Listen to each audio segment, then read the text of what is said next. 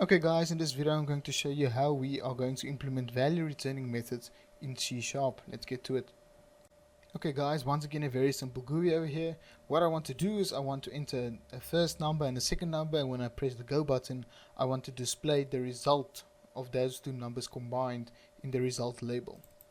So first of all, what is value returning methods? Well, if you think about it, it is exactly what the name says. It's a method that returns a value to the part of the program that called it. So you have used value returning methods, you just didn't know it yet.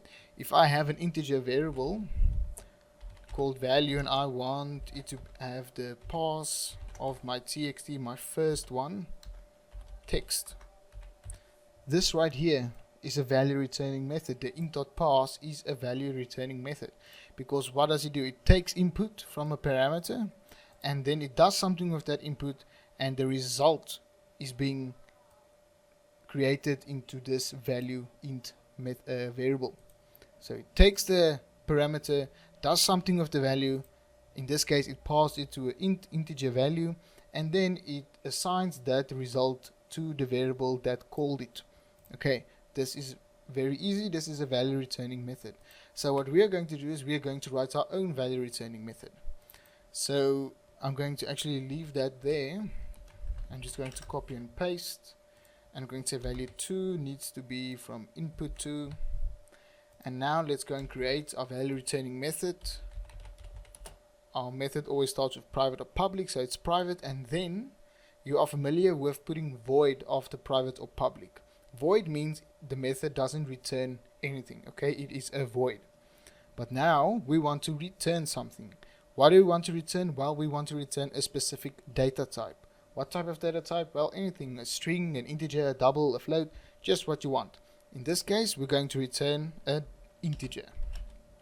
So we can say this method is private, it's going to return an integer, and the next one is the name of the integer. The name of the method, let's just call it doCalc, and it's going to receive two parameters. The first one is going to be int num1, and the second one int num2. Okay, don't worry about that error for now, it's going to go away. So once again, private, what data type do you want to return? I want to return an integer data type, because an int plus an int is going to be an int. Very simple. Let's make an integer variable. Result equals number1 plus number2. Okay, now why do we still have an error over here? Well, what didn't we do? We took in two parameters, num1 and num2. We did a calculation, but we never returned it. Okay, and the method's name is called a value returning method. We never returned the result variable. As you can see, it's unused. Unnecessary assignment of a value to res. So we didn't return res. And how would we return the result to the variable that called this method? Well, it's very easy. We use the keyword return. What do we want to return?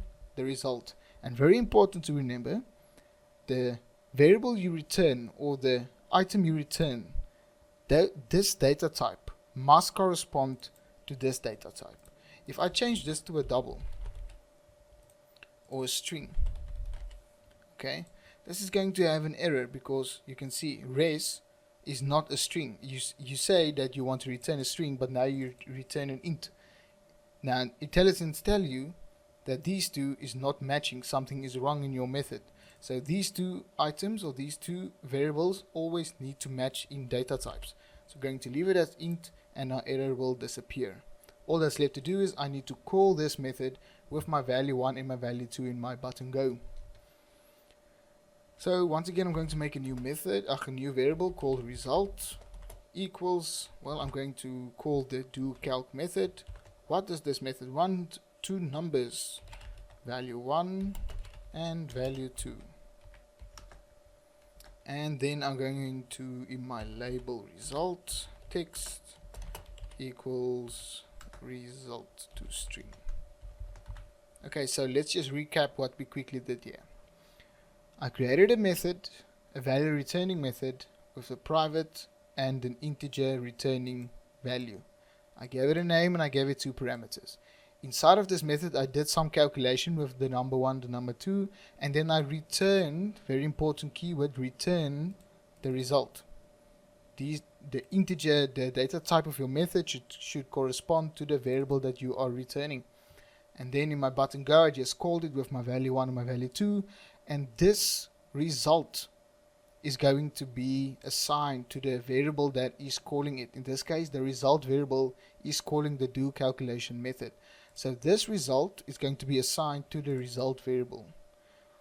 And then I simply just display the result in the label result.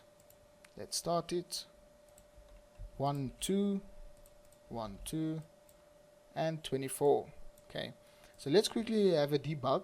Let's put a breakpoint in here and let's go and debug it so you guys can see.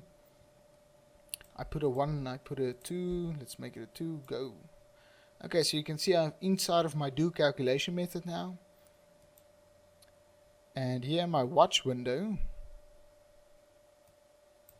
you can see my number 1 is 12, my number 2 is 2. My result, it's already executed line 35, is now 14. What I want to return, I'm going to return the result. I'm back at line 27, and you can see if I step over it that my result is now equal to 14. The result over here and the result on line 37 is the exact same number because we returned that result and assigned it to result here at the top, and then I just displayed it in my label 14. Okay, so that is value returning methods for you.